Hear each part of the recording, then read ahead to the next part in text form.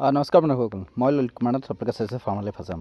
আজি আপোনালোকৰ সন্মুখত এজনী গিৰ গৰু 2 বছৰীয়া পোৱালি হয়, ধৰক আৰু 2-3 মাহত তাই প্ৰেগনেণ্ট হ'ব।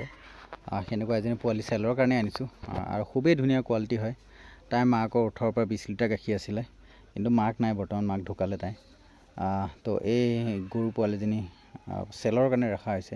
কোনোবাই যদি ভাবে কি মই গিৰ গৰুৰ গাখীৰ ঘৰত খাবলৈ কাৰণে এজনী ভাল গিৰ গৰু লাগে, চাওক গিৰ গৰুৰ গাখীৰটো বৰ বেছি ডাঠ নহয়। কিছুমানে ভাবে কি গিৰ গৰুৰ গাখীৰটো বহুত বেছি ডাঠ নহয়, এনেকুৱা নহয়। গাখীৰটো ডাঠ নহয়, কিন্তু গাখীৰটো গোন্ধ খুব ধুনীয়া। আৰু গাখীৰটো যেতিয়া আপুনি গৰম কৰিব, তাৰমানে আপুনি 500 মিটাৰলৈকে আপুনি গোন্ধ পাব গাখীৰ হয় গৰম হৈ আছে।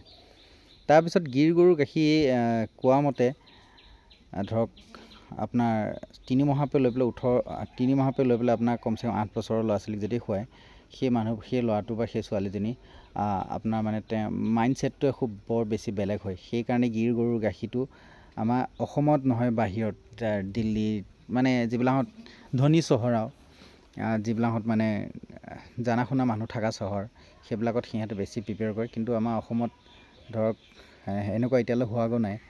এটা সময় আহিব চাগে, হ'বগৈ নিশ্চয়। তো যোনে মানে ভাবে কি মই গিৰ গৰু এজনী ৰাখিব লাগে বা ৰাখিম, তো মোক কণ্টেক্ট কৰিব পাৰে। নিশ্চয় আপোনালোকে এনিচা গিৰ গৰু পাব। ভাল কোৱালিটি গিৰ গৰু মোৰ ঠাইত কেতিয়াবা আহে, বা মোৰ ঠাইত কেতিয়াবা মই আনিব যাওঁ, কেতিয়াবা মোৰ ফাৰ্মৰো চেল কৰোঁ মই। এতিয়া এজনী চেলৰ কাৰণে আছে। তো আপোনালোকে যদি কোনোবাই ভাবে কি এজনী গৰু মই ল'ব লগা হয়, তেতিয়াহ'লে আপোনালোকে মোক ফোন কৰিব। আৰু টাইম পাছ কৰিবৰ কাৰণে ফোন নকৰিব, আৰু বাহিৰৰ ৰেটত কথা নাপাতিব। সিমানকৈ ভিডিঅ'টো সামৰিলোঁ। Thank U.